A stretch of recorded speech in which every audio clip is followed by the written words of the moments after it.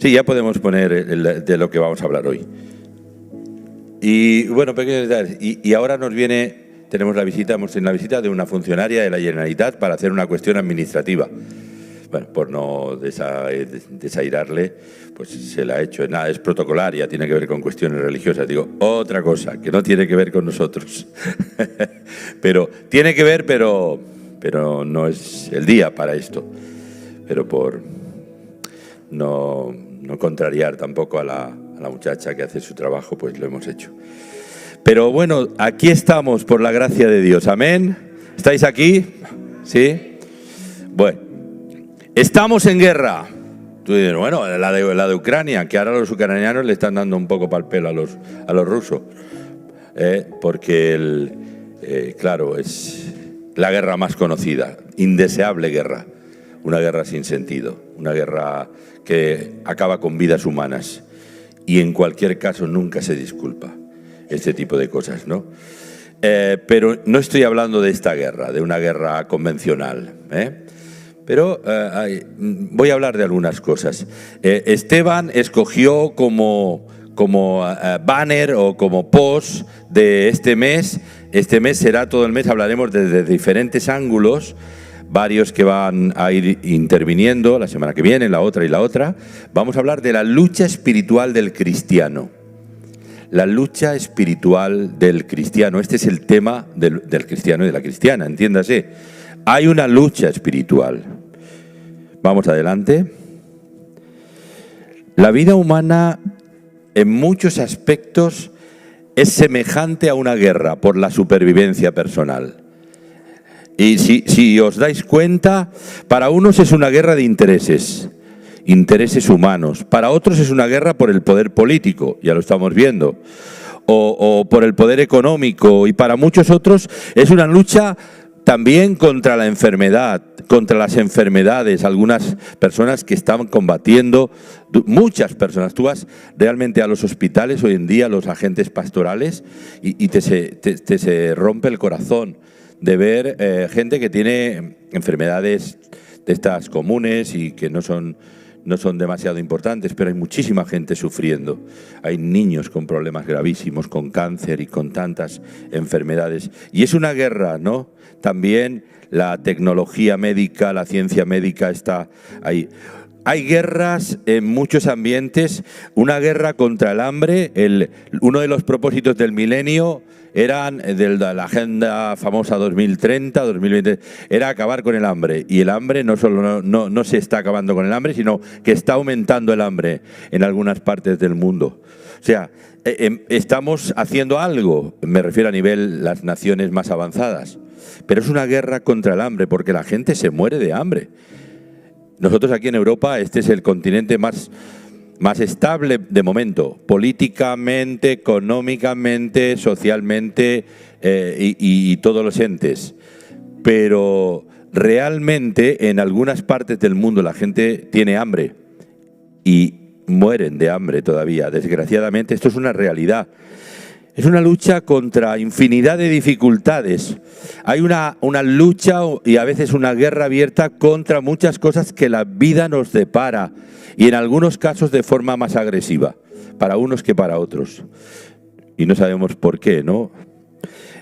Estamos en los últimos tiempos, si os habéis dado cuenta, estamos viendo algo que se llaman los ciberataques globales. Ataques, por ejemplo, el Hospital Clínic de Barcelona se paralizó, robaron datos, estos fantasmas de hackers. ¿Cómo es posible que pase eso en el siglo XXI?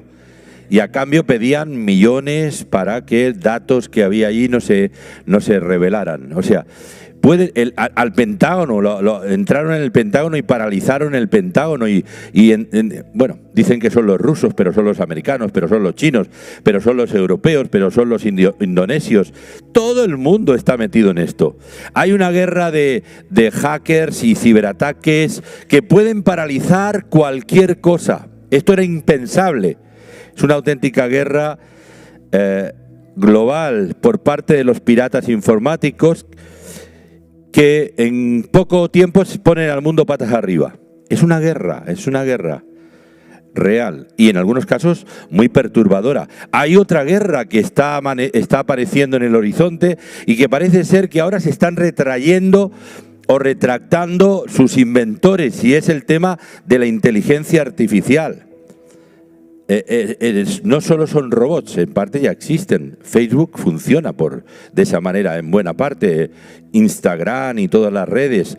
Pero ¿quién nos iba a decir nosotros en el 2001, 2002? Esto nos ha cambiado la vida, ¿verdad?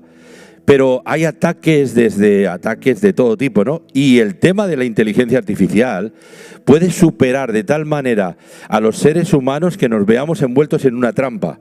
Y los técnicos, no es solo el inventor, que públicamente se arrepintió hace un mes y lo dijo públicamente de haber promovido esto. Dice, si no lo hubiera hecho yo, lo hubiera hecho cualquier otro, seguro.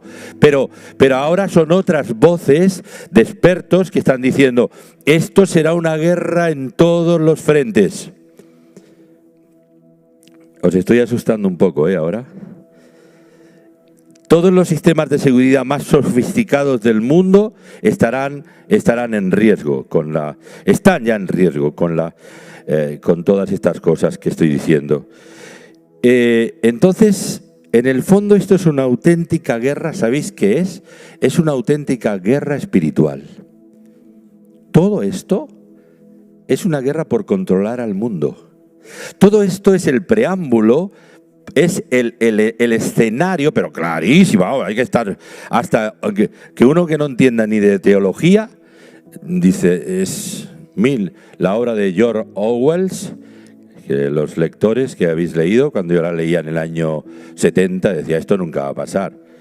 El mundo controlado por un poder que lo controla todo, el gran hermano, de ahí sale la palabra, que te controla toda la vida, hasta los más íntimos pensamientos, y te controla, y es una dictadura mundial.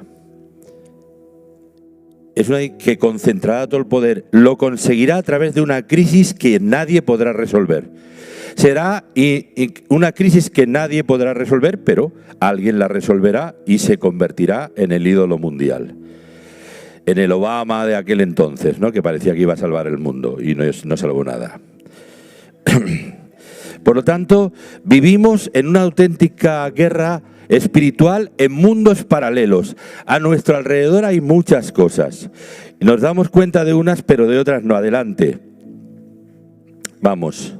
Pero no estoy hablando de guerras bélicas, que también convencionales, porque hay bastantes ahora, hay en diferentes focos, hay conflictos bélicos en diferentes lugares del mundo, en Sudán, en Nigeria, en varias partes, ¿no? De África y de otras, por supuesto la guerra de Rusia contra Ucrania. Entonces, pero estoy hablando de un conflicto espiritual que el creyente. Yo quiero deciros algo. Las bendiciones otorgadas por el Señor a nuestra vida son innumerables. El gozo y la bendición eterna de ser un cristiano de verdad, no de mentira, de haber nacido de nuevo, de haber experimentado el cambio transformacional que hemos experimentado al recibir a Cristo como Salvador y Señor de nuestras vidas, es algo impagable, es algo maravilloso. Yo lo digo 51 años después. Quiere decir que esto ha sido la gran aventura de mi vida, el cambio, y creo que de la mayoría de los que estamos aquí, ¿verdad? Por lo tanto, eso es, y las bendiciones que ha reportado el Señor a nuestra vida. La felicidad, el gozo, la paz, el bienestar, la prosperidad también. Pero la vida tiene muchas incidencias. En esa travesía de la vida hay alteraciones, hay dificultades, hay molestias, hay perturbaciones, como en un vuelo, ¿no? Cuando vas en uno de estos vuelos y hay esas perturbaciones atmosféricas, ¿no? Que y en algunos parece que el avión se va a ir para abajo, ¿verdad? Y no se va para abajo. Bueno, en algunos casos sí. Por lo tanto, entonces, pero también tenemos que apercibirnos y saber de que estamos envueltos en una lucha espiritual. Hay un conflicto, y si no te has enterado o no te enteras de eso, te van a dar por todas partes. Me refiero, o si has nacido de nuevo, si has experimentado la conversión a Cristo genuinamente, si eres un hijo o una hija de Dios, no quiere decir que vas a vivir todas estas bendiciones que Dios reporta a tu vida. Ya las habrás vivido y las seguirás viviendo. Pero hay tensiones, hay presiones, hay contratiempos humanos. Le pasa al más pintado de los humanos. No tienes que ser cristiano para que tengas dificultades en la vida. Eso le pasa a todo el mundo. Claro está. Pero nosotros, en nuestro caso, hay un personaje siniestro. Nuestro adversario, dice el apóstol Pedro, el diablo, anda alrededor nuestro como un león rugiente buscando a quien devorar. Y a veces nosotros minimizamos al personaje. El diablo no es un bromista que sale como el como de los dibujos animados, a meternos un poco de miedo, ¿no? Y tal. No. El diablo no es un bromista, ¿eh? Al diablo no hay que minusvalorarlo, o sea, no hay que exaltarlo ni estar ahí. El Señor lo reprenda, ¿verdad? Y lo tiene bajo control. Pero hay gente que también magnifica la obra del diablo. El diablo parece que te va a comer vivo. No. Mayor es el que está en nosotros, amén, que el que está en el mundo, que es el espíritu del enemigo y las huestes espirituales de maldad, que son millares de espíritus malignos, que están contra los santos, que somos los que estamos en Cristo. Pero no es un bromista el diablo. Dice, te va a hacer, wow, a ver si te muerde. No, cuidado, él va a tratar de hacerte daño. Va a tratar de envenenar tu fe, va a tratar de desviarte, va a tratar de distraerte con 1000 cosas para que te apartes del camino del Señor, va a tratar de cualquier cosa en un momento dado. Pero tenemos recursos en Dios. Tenemos muchos recursos para poder defendernos. Tenemos también la lucha espiritual. Tiene 3 características: el mundo, la carne y Satanás. O sea, yo le llamo a esto el dragón de las 3 cabezas. El mundo, el espíritu del mundo que nos seduce cuando va en contra de la palabra y de los principios de Dios. Hay cosas del mundo normal, del mundo natural, que son buenas. Pero dice la palabra también que el mundo entero, dice Primera de Juan, capítulo 5, versículos 19 y 20, dice que el mundo entero está bajo el maligno, bajo su influencia. El sistema mundial, ¿verdad? Y él afecta a la economía, a todo. Los centros de poder, los centros de opinión, los centros... Él está metido. Los medios. ¿Y quién están? Los que nosotros decimos, ¿cómo puede estar esto ahí? Esto que envenena la conciencia social. Esto que perturba a la gente. Esto que envenena a nuestros niños. Esto que realmente es un engaño y que parece que la gente no se da cuenta. Pues sí, hay que estar ciego para no verlo, ¿no? Nuestra lucha diferente no es contra personas, eso tengámoslo muy claro. Dice Efesios 6:12 que nuestra lucha es contra poderes espirituales de maldad. Sí, vamos, eso es, aquí está, muy bien, tal como nos lo describe el apóstol Pablo, contra poderes espirituales de maldad en el mundo invisible. Somos hijos del gran rey. Nosotros el Señor nos ha dado recursos para estar aprovisionados y para estar preparados para las contingencias de la vida. La gente busca ayuda en la autosuperación, en la psicología o en lo que puede, en los recursos humanos. Nosotros buscamos ayuda en los recursos divinos. Amén. Dios tiene un almacén de recursos perfectos. Y estamos facultados por el Espíritu del Señor para desbaratar las obras del diablo. El Hijo de Dios, Jesús, vino para deshacer las obras del diablo. La cruz del Calvario fue una derrota estrepitosa. ¡Qué paradoja! Tengo uno de mis libros que tengo y artículo que voy a escribir en breve, pero es el adelanto de un libro, es La Gran Paradoja. La gran paradoja es que Jesús muriendo en una cruz, el hombre desangrándose, en vez de subirse sobre una montaña y dominar al mundo entero. Eso es la soberanía y la sabiduría y la gracia de Dios. Y es increíble que el rey, el dueño del universo, muriera moribundo, desangrándose en una cruz a las afueras de Jerusalén, muriendo en la cruz para salvarnos de la condenación eterna a ti y a mí. Es algo paradójico. ¿Por qué no fue otra cosa, otra manera? Es una paradoja, es la gran paradoja. La muerte nos da la vida eterna además. No solo una nueva vida aquí y ahora, sino la vida eterna. Por lo tanto, entonces, tenemos recursos en Dios, pero si no andamos en el despiste, cuidado, hay gente que dice, bueno, pero el diablo me está pegando por aquí y por allá. No es bueno estar hablando del diablo a todos. Hay que hablar de nuestro Señor Jesucristo. Hay que hablar de lo que hay que hablar en el momento que hay que hablar. Ahora estamos en lo que estamos. Pero será punto y ya está. Se acabará la historia. Y lo que pasa que es como cuando tú en tu casa presientes que algo va mal, en la familia o algo. Y si eres una persona madura, no empiezas a asustar a la familia. Uy, ¿qué tal? Bueno, dices, está pasando esto, tenemos que tomar algunas medidas. O cuál. O notas que algo se está quemando, pero quiere decir, no pierdes el temple, no pierdes la compostura, no pierdes los papeles, sino que sabes que tienes que afrontarlo y sobre todo si tienes niños, para que no se asusten y se piensen, uy, es el fin del mundo, ¿qué estará pasando, verdad? Y a veces cristianos que están hablando del diablo y venga el diablo por aquí, el diablo parece el omnipresente. El diablo no es omnipresente, no es omnisciente, no es omnipotente, no tiene ninguna de esas características. Solo Dios es así. Amén. Si no vivimos en el despiste, tenemos recursos en Dios para presentar batalla a las contingencias que el enemigo nos hace. Y hay cosas que son gruesas, que él viene a atacar de una forma contundente, pero hay cosas que son las pequeñas zorras, las pequeñas, esta mañana, las pequeñas zorras que quieren perturbar, hacer perder el tiempo, hacer por aquí, por allá, tal, que uno se ponga nervioso, que otro tal, que el otro venga, que el otro vaya, que el otro...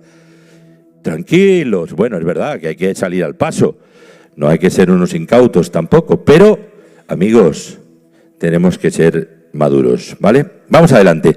El enemigo de nuestras almas es experto en presentar batalla contra una parte de nuestra vida muy sensible y es nuestra mente. La mente es el campo de batalla preferido por el enemigo para perturbar nuestra paz en Dios. Dice Isaías en el capítulo 26, tú guardarás en completa paz aquel o aquella cuyo pensamiento en ti persevera porque en ti ha confiado. Mi paz os dejo, dijo Jesús, mi paz os doy, yo no os la doy como el mundo la da. Es una paz interiorizada, es una paz diferente, es una paz terapéutica a todos los efectos. Por lo tanto, esto es muy imposible. La mente es el campo, por lo tanto, cuidado cuando la mente se neurotiza. Ahí estamos dándole vueltas a una cosa y tal, y dejando. Primero empezamos nosotros mismos, ensimismados, en nuestros propios devaneos mentales. Es normal que tengamos pensamientos, eso es inevitable. Es normal que hablemos con nosotros mismos. Gran parte del día estamos hablando con nosotros mismos. Estamos rumiando, el rum, ¿verdad? Pero de ahí a que convengamos en círculos neuróticos, obsesivos, o que ya algo que perturbe nuestra salud, que a lo mejor tenemos que, en algunos casos, ir al psicólogo, sino al psiquiatra, en casos graves, ¿no? Me refiero, pero no, está la palabra de Dios antes de nada.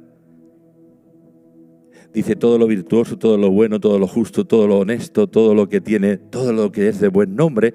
En esto pensad.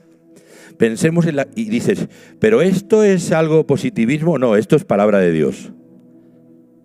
Y cuando recibimos la palabra de fe, esa palabra actúa sobre nuestra mente y sobre nuestro corazón. Mente y corazón están muy interconectados, ¿verdad? Por lo tanto, hay algo, en definitiva, nos encontramos en una lucha abierta contra el mal. A veces lo vemos en los gobiernos. Dices, bueno, uno puede estar de acuerdo o en desacuerdo con ciertas normas o leyes porque no se gobierna nunca a gusto de todos. El gobierno que sea, de derechas o de izquierdas o de centro. Nunca se gobierna a gusto de todos. Pero hay cosas que envenenan, que son perversas, que son perniciosas, que son declaradamente malas. Lo para que otros las han naturalizado y las ven. Pero nosotros que tenemos, dicen, bueno, pero tú eres un antiguo, eres un... No, oiga, yo estoy al día, Yo sé de lo que hablo, no soy un súper moderno, y no me toca tampoco, pero sí que sé de lo que hablo, estoy al día, sé de lo que pasa. No soy ningún tontaina para las cosas de la vida, pero es que hay cosas que son declaradamente malas, pero malísimas. Leyes y cuestiones que se han socializado y se han naturalizado y envenenan a los jóvenes, especialmente que son la masa más vulnerable. Con muchos conceptos erróneos acerca de su propia identidad y acerca de muchas cosas. El sistema, el concepto de la vida ha cambiado. La buena muerte, sí, es verdad que una persona puede elegir, decir, bueno, no quiero sufrir más. Si esa persona decidiera en última instancia eso, por lo que fuera, de eso se puede hablar, pero es que eso se hace tabla rasa. Y hoy ya se aplica la eutanasia a la primera, a la segunda, a la tercera de cambio. Y tenemos testimonios de varias personas. Quiere decir que una sociedad que a los más débiles los quiere eliminar. O sea, la maldad. No, es un buenismo, no, porque no... Sí, cuando una persona está in extremis podemos hablar de eso. Pero hay muchísimos casos.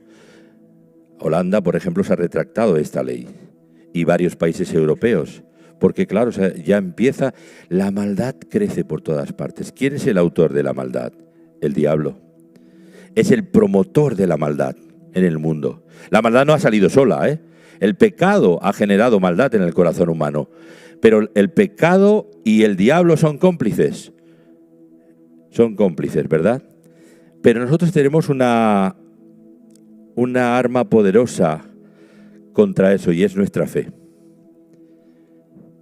Os voy a decir una palabra que se tiene que aprender de memoria. Primera de Juan, capítulo 5, versículo 4. Todo lo que es nacido de Dios vence al mundo. ¿Tú has nacido de Dios?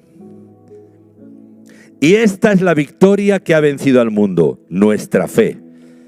Nuestra fe en Jesús. Nuestra fe es una fe victoriosa, aún en medio de las tribulaciones de la vida.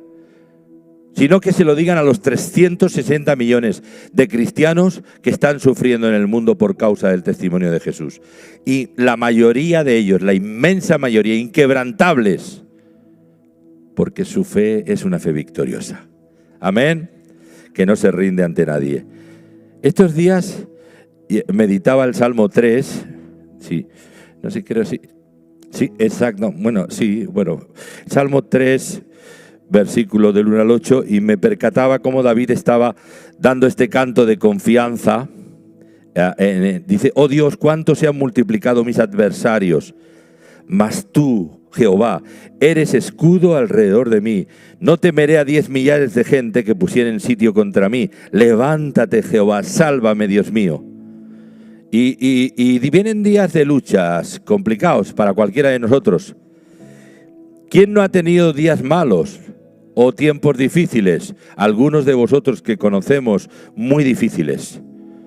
Luchas en la salud, luchas en la economía, luchas en el trabajo, luchas en las relaciones familiares, luchas en muchos campos, ¿verdad? Pero el Señor, David los salmos de David, aparte que son salmos el Salterio expresa muchas emociones humanas, pero de confianza en Dios, sobre todo al final, declara su confianza siempre en Dios, pero declara que por encima, dice, aunque se levantaren, se han multiplicado mis adversarios y me rodean, aún el Salmo 27 que nos gusta tanto, una cosa demandada a mi Dios y esta buscaré, estar en la casa del Señor, pero lo que dice antes, dice que está rodeado de problemas, que se levantan guerras contra él, que está asediado, pero cuando te metes en el refugio, en el búnker divino, en el refugio divino, tu mundo cambia. Tu mundo cambia, tu mente cambia, tu corazón se tranquiliza y tu esperanza resurge en Dios. Este es el poder de la palabra real de Dios.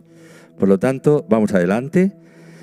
También meditaba ahí en estos posts que había antes, sí, el Padre nuestro Señor, cuando les enseñó Jesús a orar, les dijo, líbranos del mal. Y la palabra original es líbranos del malo, del diablo, entiéndase. Esto es lo que dice, y se está refiriendo a nuestro adversario, el diablo. el cual está buscando alrededor nuestro cómo devorar, cómo destruir nuestra confianza en Dios, nuestra fe, o cómo destrozar lo que pueda. ¿Sabéis por qué nos odia tanto el diablo? Número uno, a todos los seres humanos, aún a los no convertidos, porque estamos hechos a la imagen de Dios. Nos parecemos a Dios.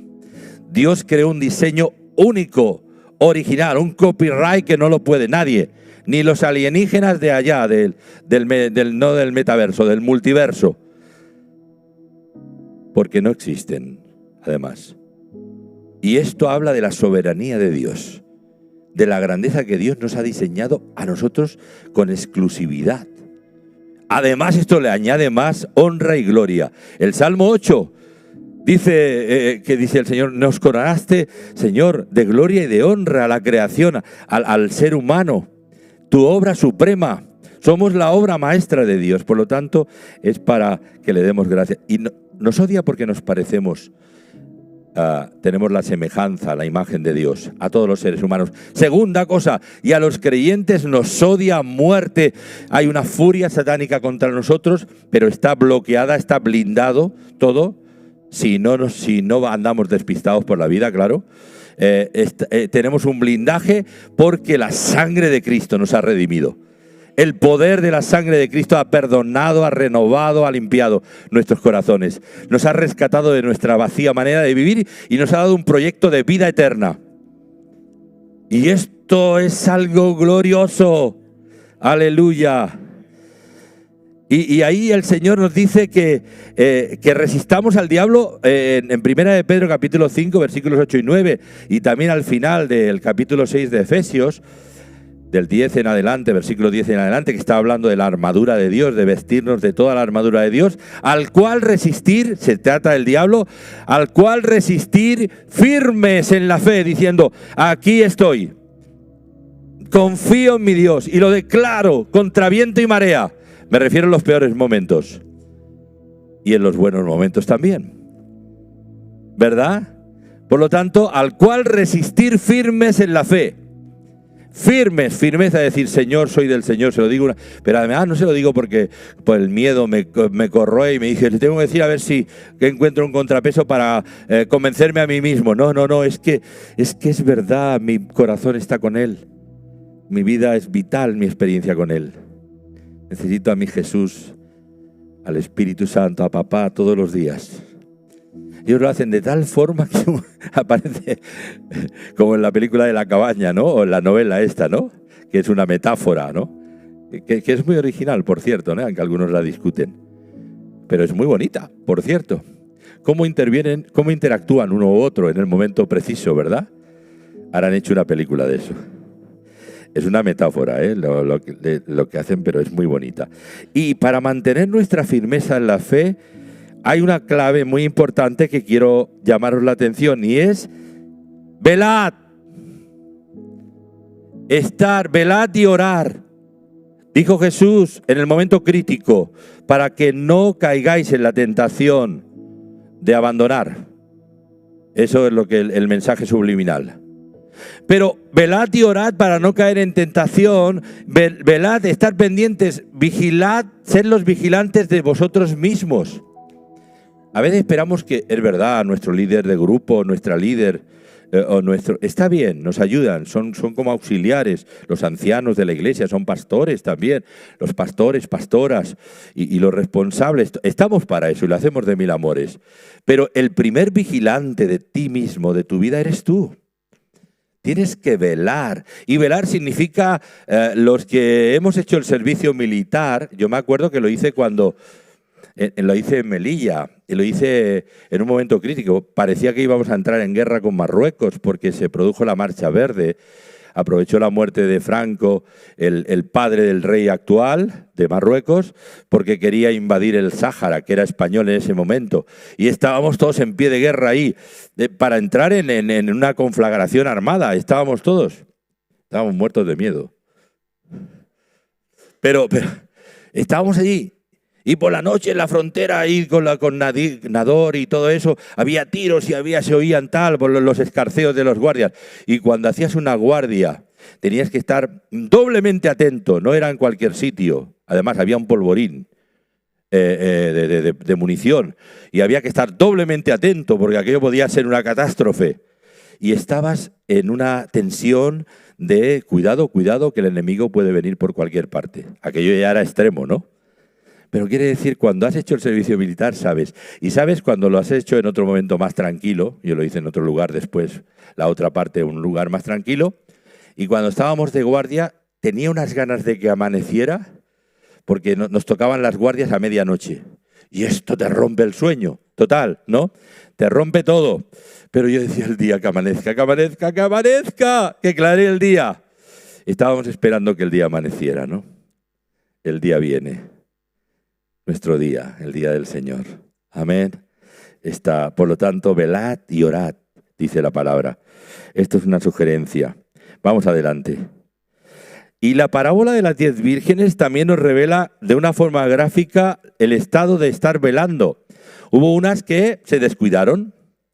Algunos dicen, es que nunca tuvieron esto, porque tiene que ver con una teología determinada, que ha salido ahí, que ha hecho más mal que bien a la fe cristiana. No, es que nunca tuvieron aceite. ¿Cómo que no tuvieron aceite? Se quedaron sin aceite. Y se presupone, se sobreentiende desde todos los puntos de vista, hasta el gramatical y el semántico, que tenían aceite y se quedaron, el aceite se evapora, se quedaron sin aceite. Porque se descuidaron. Y no perdieron cualquier cosa, perdieron su salvación. Se perdieron a sí mismas. Porque las que estaban atentas, cuidado que las que estaban atentas también vacilaron por un momento. Estaban medio el espíritu de la medianoche, de sí, cabecearon y tal y cual, pero oyeron el clamor de medianoche. ¡Ahí viene el esposo! ¡Wow! Y va a venir el esposo en cualquier momento. Viene, ahora estamos en esta parábola. Para entonces, cuando Jesús la dijo, era una parábola, bueno, para estar en estado de alerta. Hoy es una parábola que nos anuncia la venida inminente de Cristo, de una forma clara, en poco tiempo. Y muchos están concluyendo en esto, muchos comentaristas bíblicos. Entonces, ellos no pudieron entrar en las bodas del Cordero. Evidentemente, no podrán entrar. Y yo pregunto algo, aquí lo he escrito para ti, que estamos hablando de guerra espiritual, de conflicto espiritual, de lucha espiritual. Estamos en una guerra que es invisible en parte, pero que aparece en el mundo visible. Ahí sus efectos se ven en el mundo natural, muchas cosas. Yo te voy a preguntar algo, ¿en qué guerra estás luchando tú?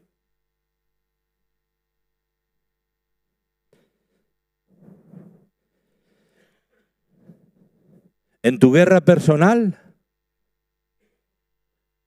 En otra guerra, no te confundas de guerra.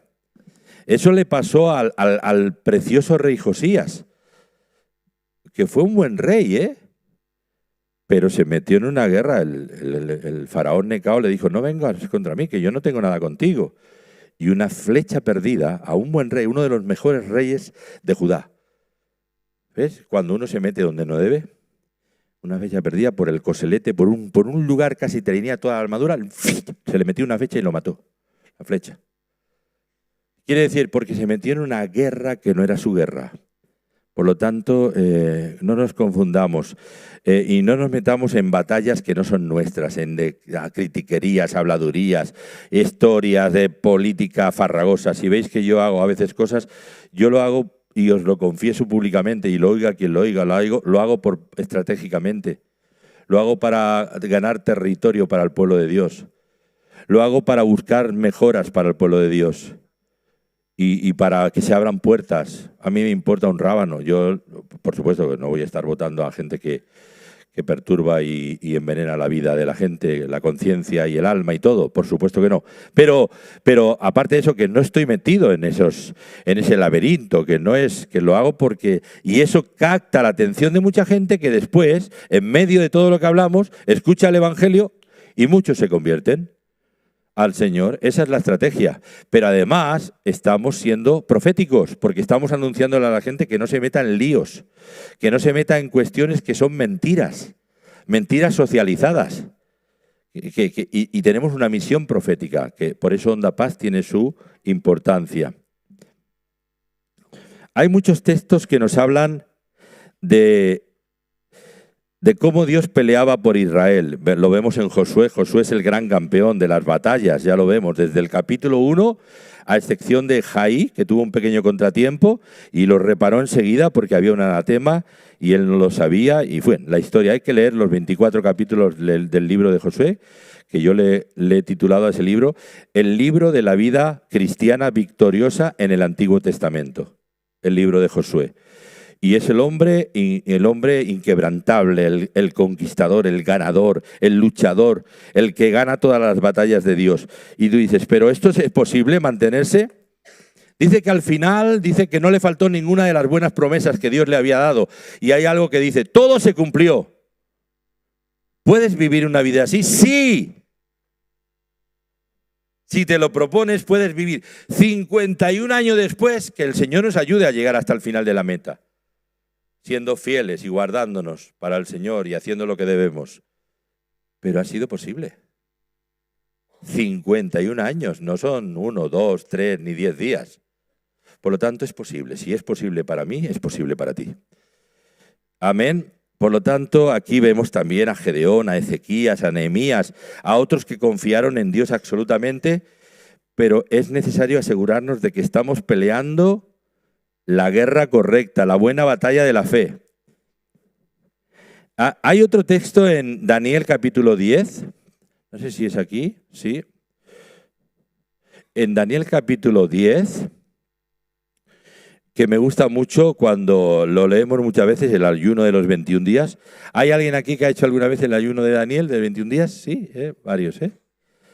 Es un ayuno sobrio, no es un ayuno total para disponer tu corazón. El ayuno no es un mérito porque no comas, no te ganas puntos. Es una disposición de todo tu ser, espíritu, alma y cuerpo para estar concentrados en la presencia de Dios. Y le entregas uno de los mayores deleites que tiene el ser humano, uno de los dos mayores deleites, que es el comer. El comer es uno de los dos mayores deleites, el paladar, ¿verdad? El otro es el sexual, en su orden correcto, claro está.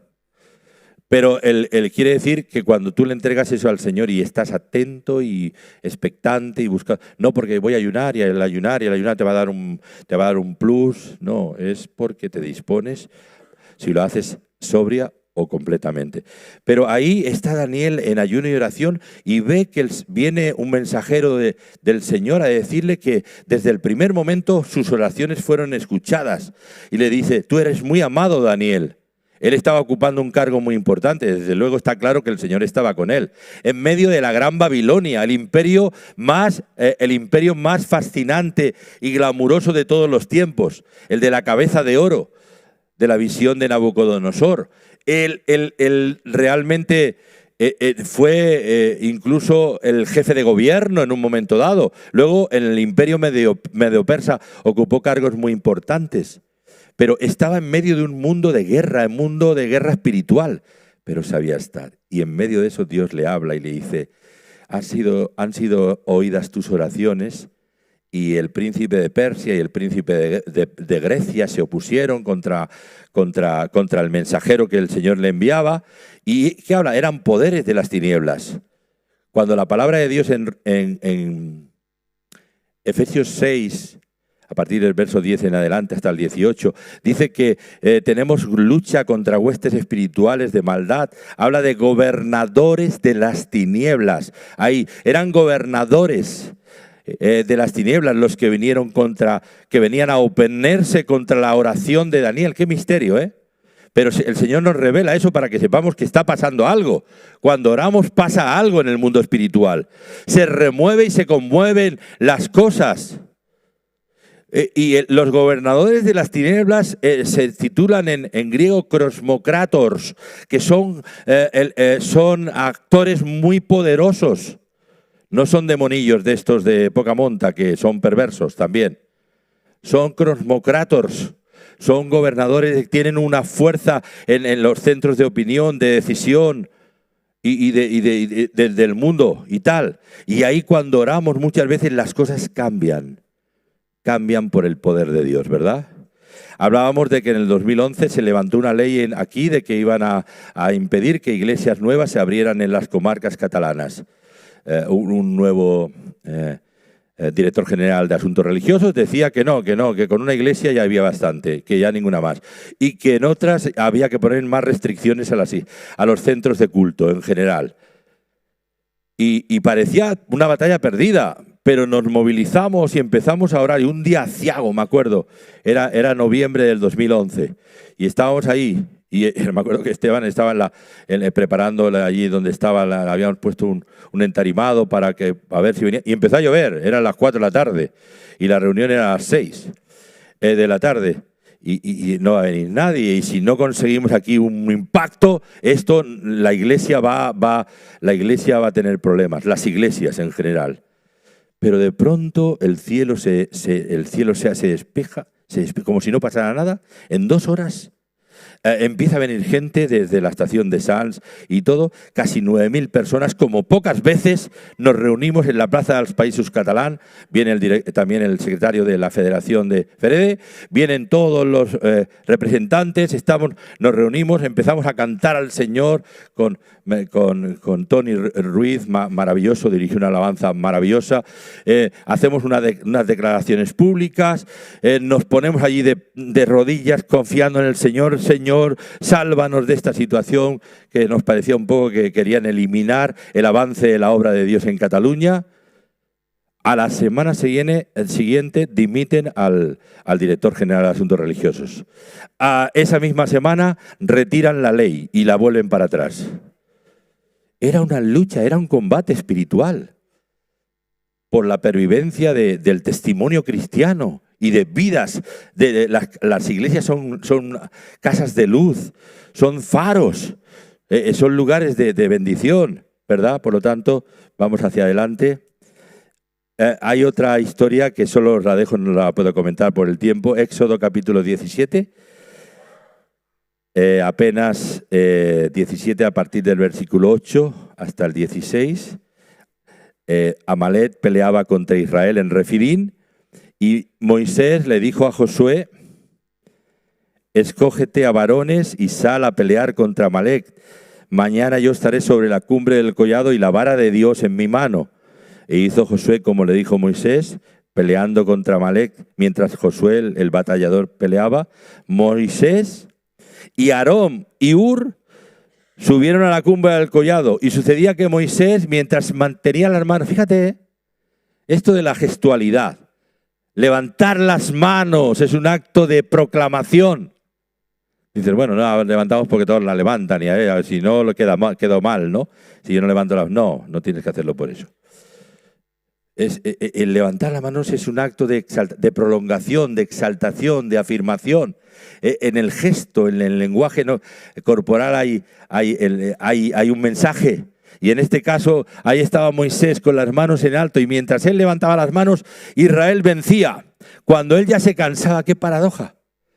Él se cansaba, bajaba las manos y Israel perdía la batalla por momentos.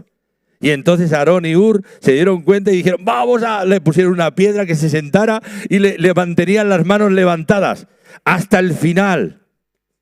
¿Qué cosas? Esa es la tensión de la vida. Hay una cierta tensión en la vida espiritual que hay que admitirla, pero es buena. Es una tensión de los intercesores, los que estáis en la retaguardia, las personas mayores. Vuestra intercesión es preciosa. Es poderosa, mantiene a la iglesia en un estado de salud bueno. Porque levantáis nuestras manos, levantáis nuestro estado de ánimo, levantáis muchas cosas que no os imagináis, los mayores y los no tan mayores, ¿verdad? Y vencieron. ¿Pero por qué, Señor? Cuando Moisés se cansa, ¿por qué no los derrumbas de un...? Es que Dios media su gracia a través nuestro. Es que lo hace así porque lo ha decidido. Y si estamos, actúa. Y si no estamos, se paraliza. Por momentos. Amén. Bueno, esta historia, leerla porque es muy bonita. Y nada más.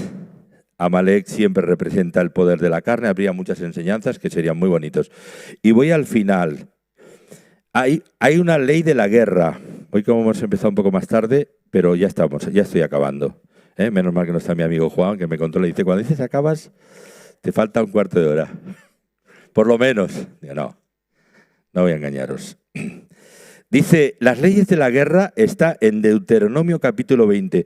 Cuando yo leí este capítulo detenidamente hace unos años y lo releí para Israel, en los primeros 4 versículos sí que lo quiero decir. Y esto es para que lo tomemos como nuestro. Esto es vigente para nosotros hoy con Efesios capítulo 6, versículos 10 al 18. Juntamente con estos 2 textos podemos tomar esta palabra. Dice, cuando salgas a pelear contra tus enemigos y veas un ejército superior al tuyo, con muchos caballos y carros de guerra, no les temas, porque el Señor tu Dios que te sacó de Egipto estará contigo, iglesia. Cuando estés a punto de entrar en batalla, el sacerdote, quiere decir los líderes, el pastor, los pastores, pasarán al frente y exhortarán al ejército con estas palabras que yo estoy diciendo esta mañana para todos. Escucha, iglesia Betania. Escucha, Israel, hoy vas a entrar en batalla contra tus enemigos. No te desanimes ni tengas miedo, no te acobardes ni te llenes de pavor ante ellos, porque el Señor tu Dios está contigo. Él peleará en favor tuyo y te dará la victoria sobre tus enemigos. Hay victoria para los que estamos una vez y otras. Y si te has caído, te has debilitado, levántate en el nombre de Jesús. Y pelea la buena batalla de la fe otra vez, ¿verdad? Y este es el principio de fe en el poder vencedor del Señor. Y vemos en una encrucijada que te puedas encontrar, esta palabra, hazla tuya. Y ahora sí que esta es la última palabra. La noche está muy avanzada y el día está cerca. Dice Romanos capítulo 13, versículos 12 al 14. Le pasaré a Paco el bosquejo también para que lo tengas, Paco, luego, para lo de la semana. La noche está muy avanzada y el día ahora está más cerca que nunca. Ahora sí. Se han cumplido profecías importantes. Además, ellos no tenían el Nuevo Testamento ni el canon completo, nosotros sí. Entendemos mejor el tiempo. Sabemos que esta es la temporada. ¿Leí la hora exactamente? No, pero lo intuimos. Ni nunca lo diremos porque no he sabido. Pero la temporada es esta. Y la palabra de Dios es esto. Por tanto, la noche está muy avanzada. El día, ¿qué día? El día del Señor. Por tanto, desechemos las obras de las tinieblas y vistámonos con las armas de la luz. Efesios capítulo 6, del 12 al 17 exactamente. Ahí tienes que tomar toda la armadura de Dios.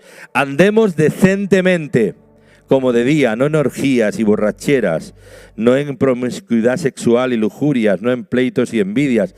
Antes bien, vestíos del Señor Jesucristo y no penséis en proveer para las lujurias de la carne. Esta es la santidad práctica, la fe en acción y la oración continua. Nos van a dar la victoria. Amén. Y debería yo, pastor, en alguna de estas áreas, pues deshazte de esto. Déjalo ya. No te eches a perder. No te eches a perder. Y si eres una persona que te atrae el reino de Dios, oye, querido, estamos muy cerca del punto omega. Punto omega es el punto final. El momento final. Y si no estuviéramos cerca, es igual, tendríamos que ser fieles hasta el final. Pero es que ahora estamos más cerca, esto nos tiene que purificar y santificar. Amén. Por lo tanto, estamos en guerra. Pero dice la palabra de Dios que en Cristo ni las dificultades, ni las pruebas, ni las tribulaciones, ni nada, ni nadie, ni nada de nada nos podrá apartar ni separar del amor de Dios, de nuestra confianza en Cristo Jesús. Porque por medio de Él somos más que vencedores. No vencedores, más que vencedores. Por medio de aquel que nos amó y se entregó por nosotros. Nos ponemos de pie y vamos a decirle, sí, Señor, claro que sí. Yo estoy así. Sí. No te levantes. Vamos a estar así. Vamos a orar al Señor.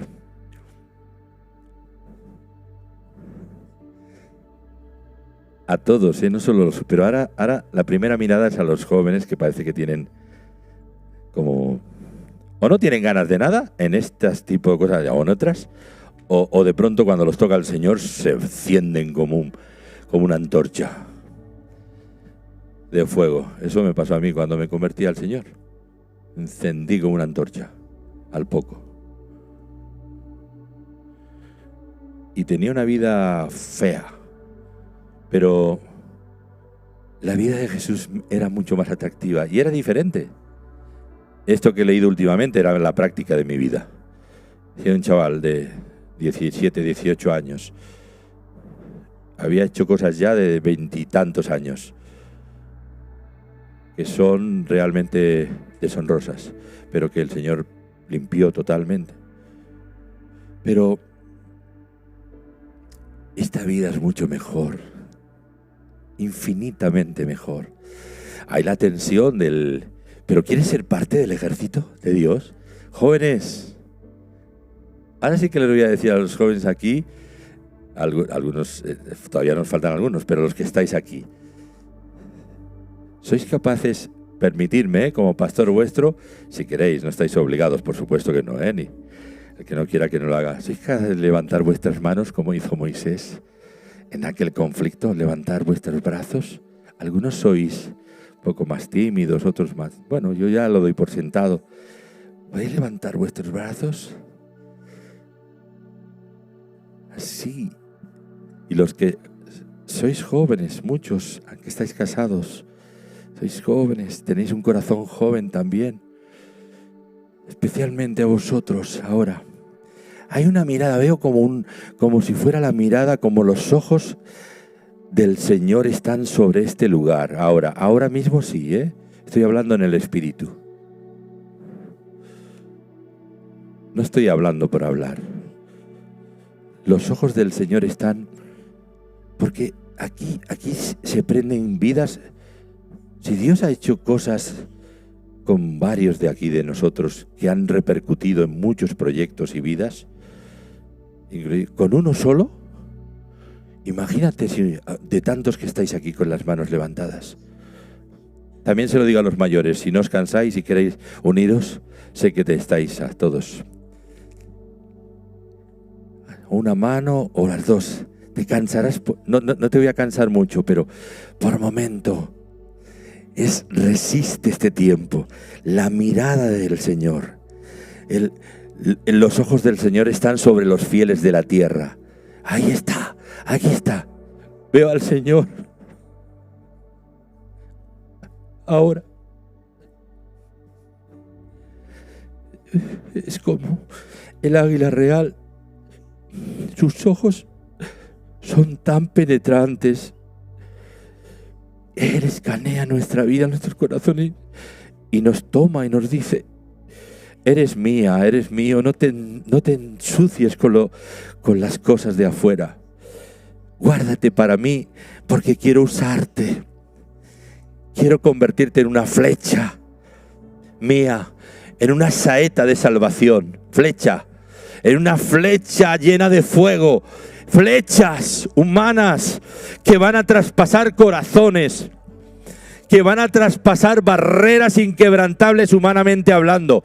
Os convierte el Señor en flechas, flechas, flechas que derrotan a las fuerzas del enemigo por vuestra perseverancia, por vuestras oraciones, por vuestra integridad, por vuestra lucha por el Evangelio, por vuestro testimonio explícito, por vuestra forma de vivir, por todo. Flechas, flechas, saetas de salvación. Ahora el Señor está convirtiendo tu vida en una flecha. Una flecha. Y eso te convierte en una persona en estado de guerra. Una guerra espiritual. Estado de guerra para ganar las batallas del Señor. Para ganar. La promesa del Señor es que si tú sigues las leyes de la guerra descritas por el Señor, si tú no tienes miedo aunque veas que son superiores a ti, tú vas a ganar. Tú vas a ganar. Oh, el Señor está ungiendo, está ungiendo. Veo como esas flechas que sois vosotros están siendo ungidas. Hay como una especie de vaselina, como un aceite que se está poniendo sobre la flecha. Es una cosa como una vaselina, como una flecha, como un aceite especial lubricante para que esas flechas tengan algo especial. Tensa el arco, el Señor tensa el arco, te pone en su arco y te lanza hacia la batalla para ganar posiciones, para ganar corazones para Cristo, para ganar tu vida, para posicionarte. Ahí está el Señor, ahí está. Ahí está. Ahí está. Veo el gran águila todavía sobrevolando sobre este lugar. Está como sostenido en el aire el águila real. Es la complacencia del Señor. Él está ministrando seguridad, afirmación, confianza, fe. Esa palabra tiene que ser comida hasta las entrañas, que sea digerida, se transforme en vida total en tu vida. El Señor está con nosotros. Ahora está diciendo el Espíritu del Señor: estoy con vosotros, hijos amados. Ahora estáis haciendo mi perfecta voluntad con este gesto de fe. Yo os bendigo, dice el Señor. Amén. Amén. Podéis tomar asiento, bajar los brazos si estáis cansados ya. Gracias por el esfuerzo. Que el Señor os bendiga.